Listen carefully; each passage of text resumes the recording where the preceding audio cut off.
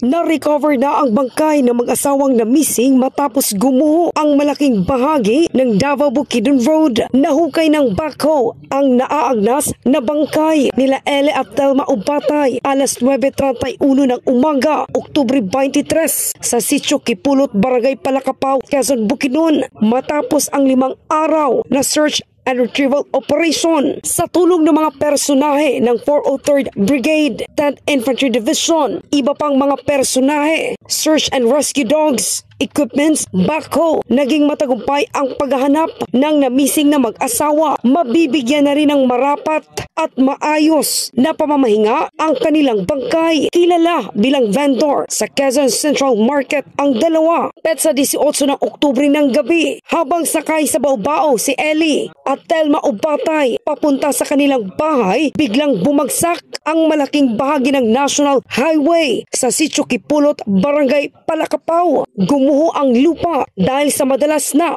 pag-ulan. Ako si K5K Buscaino para sa Kampiyon na Balita, Serbisyo Publiko at Kasiyahan. K5 News FM. K5 News FM.